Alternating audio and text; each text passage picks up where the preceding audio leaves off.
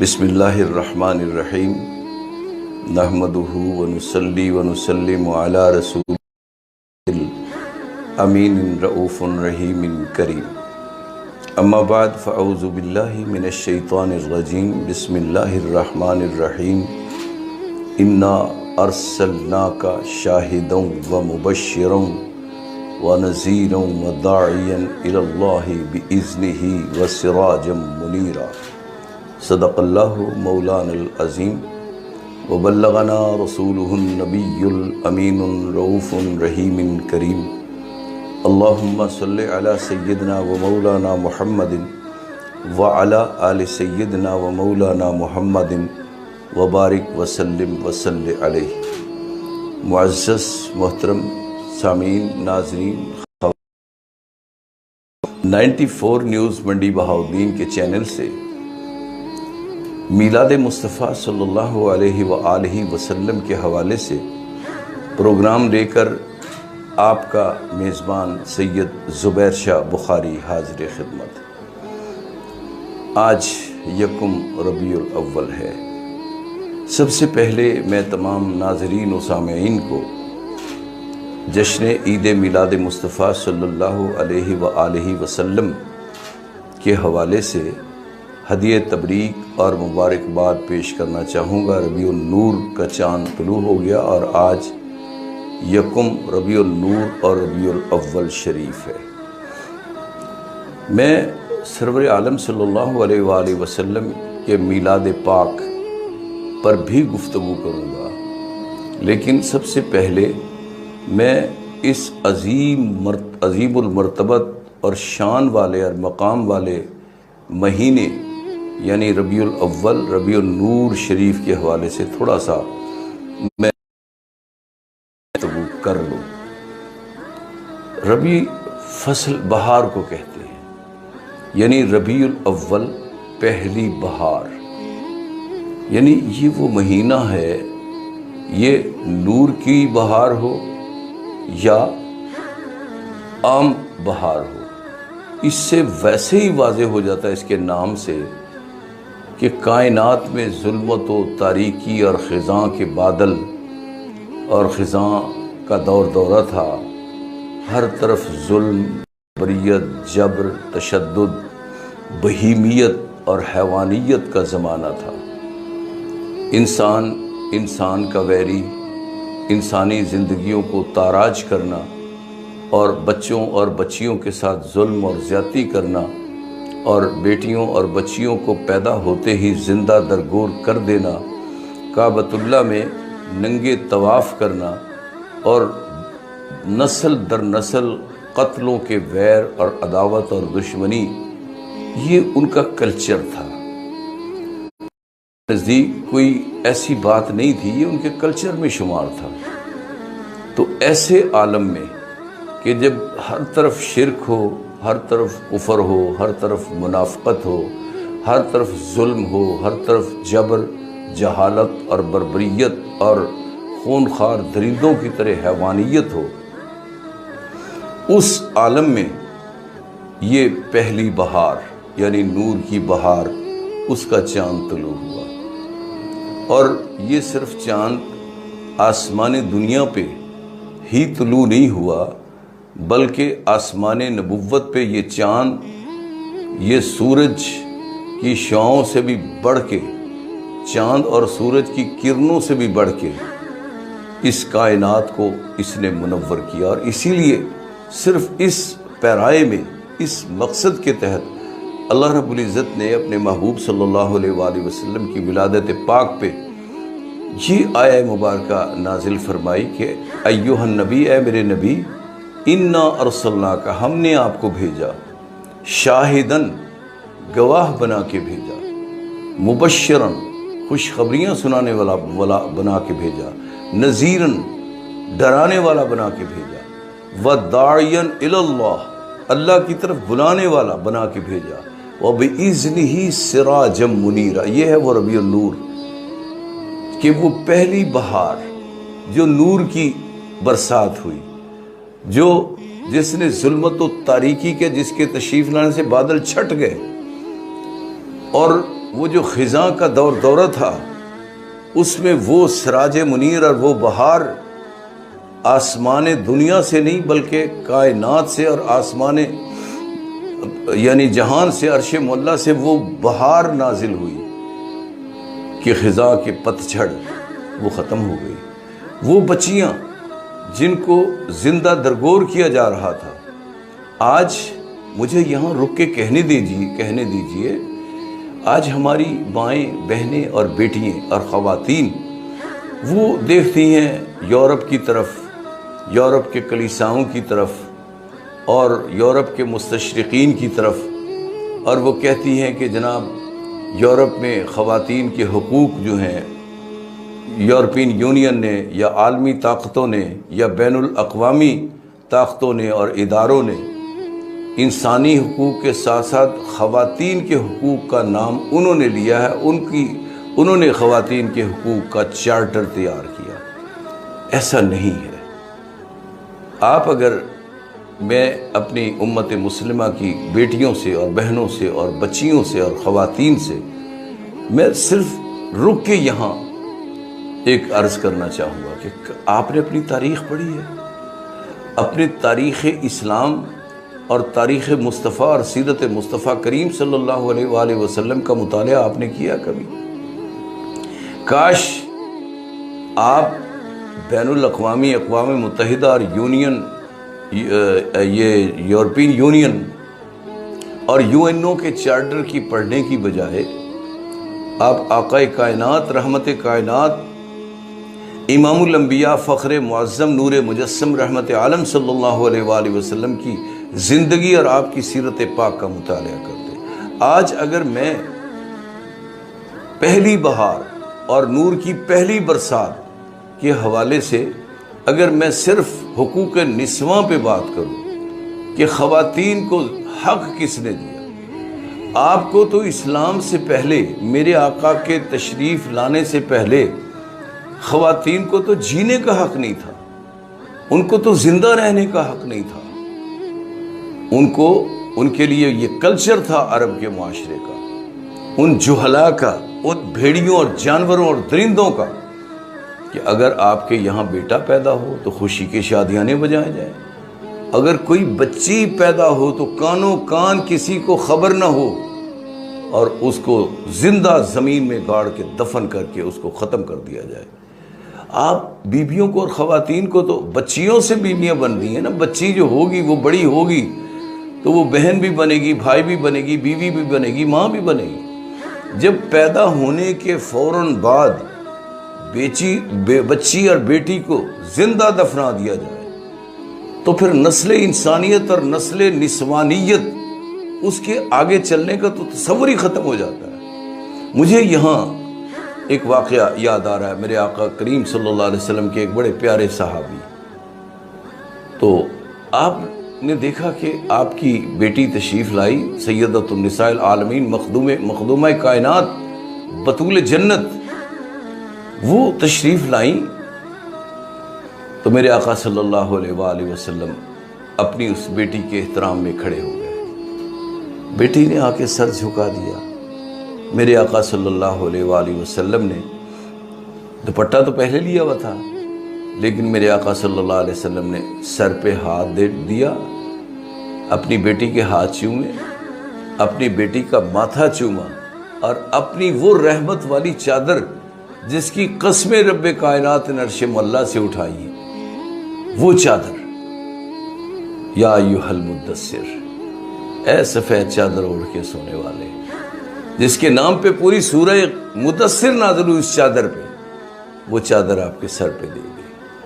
تو ایک صحابی وہاں بیٹھے ہوئے تھے. مخدومہ کائنات سیدۃ النساء العالمین پہ باتیں کرنا اور تاریخ کے حوالوں سے، روایات کے حوالوں سے تنقید کرنا اور باتیں کرنا بڑا آسان ہے. یہ تو مجھ جیسے کئی دریدہ ذہن اور دریدہ زباں اپنی دریدہ ذہنی کا آشکار کرتے ہوئے اور اظہار کرتے ہوئے بڑی آسانی سے خاتون جنت کے متعلق بدتمیزی کر دیتے ہیں. ہم تو ان کے چادر کی ایک پلو اور چادر سے نکلے ہوئے ایک دھاگے کی توہین کو بھی یہ سمجھتے ہیں کہ ہمارے ایمان کا جنازہ نکل گیا۔ وہ مقدسہ کائنات ہے، وہ موقرہ، معززہ، محترمہ، طیبہ، طاہرہ۔ جب یہ عالم دیکھا نا ایک صحابی نے کہ ایک بچی بیٹی آئی ہے، اس کے سر پہ اپنی رحمت والی چادر بھی دی ہے، آپ کو نے بوسہ بھی دیا ہے، آپ کی جبین کو، آپ کے ہاتھوں کو بھی بوسہ دیا ہے، آپ نے سر پہ ہاتھ بھی پھرایا، اور یہ سر، یہ ہاتھ کس کا تھا؟ یہ وہ ہاتھ تھا جس کے بارے میں اللہ رب العزت نے عرش مولا سے اعلان فرمایا تھا کہ وَمَا رَمَيْتَ إِذْ رَمَيْتَ وَلَكِنَّ اللَّهَ رَمَى، میرے محبوب یہ تیرا ہاتھ نہیں، یہ میرا ہاتھ ہے، جس کو محبوب کائنات کو کے ہاتھ کو رب کائنات نے اپنا ہاتھ، ید اللہ، اپنا ہاتھ فرمایا، وہ ہاتھ جس کے سر پہ پھر رہا ہے وہ بیٹی۔ اب وہ صحابی روئے چلے جا رہے ہیں، یہاں تک کہ چیخنا شروع کر دیا، تڑپنا شروع کر دیا اس صحابی نے۔ آپ صلی اللہ علیہ وسلم بڑے پریشان ہوئے، بیٹی کو تو بھیج دیا، اس سے پوچھا بھائی کوئی ایسی بات نہیں ہوئی، تم کیوں روئے چلے جا رہے ہو؟ میں نے تو اپنے بیٹی کی تعظیم اور تکریم اور توقیر کی ہے، تمہیں کیا ہوا؟ وہ صحابی روئے چلا جا رہا ہے اور یہاں تک کہ تڑپ تڑپ کے رونے لگا۔ جب حضور نے اس کی ڈھارس بتائی، اس کو ذرا خاموش کیا، پوچھا یار بتاؤ تو صحیح۔ تو صحابی عرض کرتا ہے یا رسول اللہ، یا حبیب اللہ، ہم کتنے درندے تھے، ہم کتنے بھیڑیے تھے اور کتنے جانور تھے، ہمارے یہاں سینے کے اندر دل کی بجائے پتھر کے ٹکڑے پڑے ہوئے تھے، دل نہیں تھے۔ یا رسول اللہ، آپ نے اپنی بیٹی کو کتنا پیار دیا، آپ نے اپنے اس بچی کو کتنی عزت و عظمت سے نوازا ہے، اے اللہ کے پاک پیغمبر، ہم کیسے ظالم اور بے غیرت تھے۔ وہ کہنے لگا کہ مجھے ایک بات یاد آ گئی اور وہ مجھے تڑپنے، مجھے سکون کی نیند نہیں مجھے آئے گی۔ آپ فرماتے ہیں بھئی کیا ہوا؟ عرض کرتا ہے یا رسول اللہ، یا حبیب اللہ، مجھے میری بیوی امید سے تھی، مجھے لمبے سفر کے لیے، یار اس وقت کوئی بسیں، ٹرینیں، ویگنیں، کاریں، ہوائی جہاز وہ تو تھے نہیں کہ دن کے دن واپس آ گئے۔ اونٹوں اور گھوڑوں پہ اور پیدل سفر کرتے تھے، اور دوسری جب تجارت کے لیے دوسرے ملکوں میں جاتے تھے تو کئی دن، کئی مہینے وہ باہر سفر میں انہیں رہنا پڑتا تھا۔ تو اس نے کہا کہ یا رسول اللہ، میری بیوی امید سے تھی، مجھے سفر شام کے لیے اور کوفے کے لیے جانا پڑا، تو مجھے پتا تھا کہ طویل سفر ہے اور میں کافی عرصے کے بعد واپس لوٹوں گا، تو میں نے اپنی بیوی کو نصیحت بھی کر دی اور وصیت بھی کر دی کہ تمہیں پتا ہے نا عرب کے معاشرے کا، عرب کے کلچر کا، اگر بیٹا پیدا ہو تو بڑے تو اس کو احتشام سے بڑے شادیانے بجانے ہیں اور ضیافت اور کھانے کی دعوت سرداروں کو بلانا ہے کرنی، لیکن اگر بچی پیدا ہو، بیٹی پیدا ہو، تو پھر اس کو روایات کے مطابق زندہ دفنا دینا۔ اے اللہ کے پاک پیغمبر، میرے بعد بچی پیدا ہوئی، بچہ نہیں ہوا، اب وہ مامتا کی تو ایک الگ دنیا ہے نا مامتا کی، کاش کوئی اس دنیا سے اور ان مامتا کے جذبات سے، ماں کی محبتوں کے سیلاب سے، کاش کوئی اس کو سمجھنے کی کوشش کرے۔ تو وہ مامتا کے ہاتھوں اس کو زندہ درگور نہیں کیا۔ یا رسول اللہ، وہ بچی پلتی رہی۔ میں جب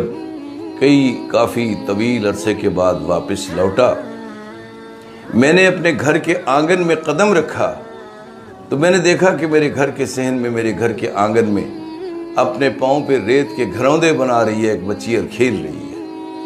اس وقت تو بھئی یہی کھلونے تھے نا، آج تو بے پناہ کھلونے نکل آئے ہیں، تو اس وقت یہ کھلونے تھے، وہ ریت کے گھروندے بنا رہی ہے۔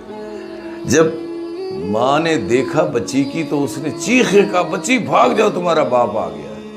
یہ تمہیں ذبح کر دے گا۔ یا رسول اللہ، وہ بچی بھاگی نہیں، وہ دوڑتی اور بھاگتی ہوئی آئی اور میرے قدموں سے لپٹ گئی اور اپنے دوپٹے اور اپنے آنچل سے میرے پاؤں پہ، جوتوں پہ پڑی ہوئی مٹی صاف کرنے لگی۔ میرے اوپر جو گرد و غبار پڑی تھی وہ جھاڑنے لگی، میرے بالوں سے وہ مٹی صاف کرنے لگی۔ یا رسول اللہ مجھے ترس نہیں آیا، میں نے اس بچی کو بازو سے پکڑا، گدال اٹھایا، میں اس کو کھینچتا ہوا باہر جنگل میں لے گیا۔ میری بیوی چیختی رہی، چلاتی رہی، تڑپتی رہی کہ خدا کے لیے میں اس کو کہیں بھیج دیتی ہوں، یہ ہمارے یہاں نہیں رہے گی، لیکن اس کو نہ مارو۔ لیکن یا رسول اللہ مجھے ترس نہیں آیا، میں اس بچی کو ایک جنگل میں لے گیا، جا کے ایک جگہ پہ بٹھا دیا اور میں نے گڑھا کھودنا شروع کر دیا۔ جب میں تھک جاتا اور بیٹھ جاتا تو وہ بچی پھر میرے قریب آتی اور آ کے میرے بالوں پہ پڑی ہوئی مٹی وہ صاف کرتی، میرے کپڑوں پہ پڑی ہوئی مٹی وہ جھاڑتی، اپنے آنچل سے میرا پسینہ صاف کرتی۔ لیکن یا رسول اللہ مجھے ترس نہیں آیا۔ آخر گڑھا مکمل ہو گیا، میں نے اس بچی کو اس گڑھے میں کھڑا کر دیا۔ اب جب میں مٹی پھینکنے لگا نا اس کے اوپر، اس بچی نے ننھے ننھے معصوم ہاتھ باندھ دیے اور رو کے کہنے لگی، ابو مجھے میرا جرم تو بتا دیا ہوتا، مجھے میرا گناہ تو بتا دیا ہوتا، لیکن یا رسول اللہ مجھے ترس نہیں آیا۔ میں نے اپنی بچی کی چیخیں اور سسکیوں کو ہمیشہ ہمیشہ کے لیے من و مٹی کے نیچے دفن کر دیا۔ میرے آقا صلی اللہ علیہ وآلہ وسلم کی آنکھوں سے آنسوؤں کی برسات جاری ہوگی، آنسوؤں کی آبشار جاری ہوگی۔ آپ کا چہرہ سرخ ہو گیا جیسے انار نچوڑ دیا گیا، آپ کی داڑھی مبارک سے وہ بس پانی جو تھا آنسوؤں کا وہ بہہ رہا تھا۔ حضور فرماتے ہیں میرے صحابی، اللہ تجھے معاف کر دے، یہ ایمان سے پہلے کی بات ہے، لیکن میرے سامنے نہ آیا کر، مجھے آج بھی اس بچی کی جس کی تو نے مجھے بات سنائی ہے، اس کی چیخیں اور سسکیاں میرے کانوں میں گونج رہی ہیں۔ تو وہ میری ماؤں اور بہنوں اور بیٹیوں، کاش میرے پاس وقت ہوتا، میں آپ کو بتاتا کہ ان بچیوں کو، ان بیٹیوں کو اللہ کے پاک پیغمبر نے عزت دی ہے، اس نے زندگی بخشی ہے، اس نے جلا بخشی ہے۔ تم اطراف و اکناف عالم کی طرف مت دیکھیے، دنیا کی کتابیں اور دنیا کی تاریخیں اور UN کے چارٹر، یورپین یونین کے جو چارٹر ہیں، ان کو دیکھنے کی بجائے اپنی تاریخ کا مطالعہ کرو۔ میرے آقا صلی اللہ علیہ وآلہ وسلم کے سامنے ایک حاتم طائی، ایک جنگ کے بعد، تو ایک جنگ کی غنیمت میں ایک بیٹی آئی ہوئی تھی، وہ حاتم طائی کی بیٹی تھی، بہت بڑا امیر کبیر، لیکن نان مسلم تھا۔ وہ بیٹی پیش کی گئی تو سر پہ دوپٹہ نہیں تھا۔ آپ صلی اللہ علیہ وآلہ وسلم نے اپنی رحمت والی وہی چادر، جس کا بھی میں نے عرض کیا، وہ رحمت والی چادر اس بیٹی کے سر پہ دے دی۔ صحابہ کرام نے عرض کی، یا رسول اللہ، یا حبیب اللہ، کملی والے آقا، یہ تو کافر کی بیٹی ہے۔ حضور فرماتے ہیں، جاؤ میرا یہ میسج اور پیغام اطراف و اکناف عالم اور اقوام عالم تک پہنچا دو کہ بیٹی بیٹی ہوتی ہے، کافر کی کیوں نہ ہو۔ تو میرے آقا کی سیرت پڑھا کرو میری ماؤں اور بہنوں اور بیٹیوں۔ سیدۃ النساء العالمین خاتون جنت کی سیرت کو پڑھو، سیدہ زینب کی سیرت کو پڑھو، جناب حلیمہ صدیقہ طیبہ طاہرہ ان کی سیرت کو پڑھو، جناب سیدہ آمنہ کی سیرت کو پڑھو، جناب سیدہ عائشہ صدیقہ اور ام المومنین سیدہ خدیجۃ الکبریٰ طیبہ طاہرہ رضی اللہ تعالی عنہ ان کی سیرت کو پڑھو، تمہیں زندگی کا پتہ چلے، تمہیں نسوانیت اور نسوانیت کے حقوق اور عزت و عظمت کا تمہیں پتہ چلے۔ میرا موضوع ہے میلاد مصطفیٰ۔ میں نے بس اگلے پروگرام میں اس کو لے کے چلنا ہے۔ ایک تخلیق ہوتی ہے، ایک ولادت ہوتی ہے۔ تخلیق اور ولادت میں فرق وہ میں نے انشاءاللہ اگلے پروگرام میں عرض کروں گا، چونکہ ابھی تو آج میرا پہلا تمہیدی پروگرام ہے۔ میں اپنے ساتھ علماء کو بھی لاؤں گا انشاءاللہ، تمام مسالک اور مکاتب کے علماء کو۔ میں ممنون اور مشکور ہوں آخر میں اس انتظامیہ کا، جو 94 نیوز چینل اور جناب مون طاہا ہمارا عزیز ہے، ہمارا بیٹا ہے، میرا اس کا بڑا پرانا ساتھ ہے، تو وہ میرے شریک سفر بھی ہیں، تو ان کا میں بڑا ممنون اور مشکور ہوں کہ انہوں نے مجھے موقع بخشا۔ تو میں انشاءاللہ یہ اگلے جو پروگرام ہیں ان میں بھی میں آپ کی سمع خراشی کروں گا، تو علماء کرام کو اور نعت خوانوں کو میں بلایا کروں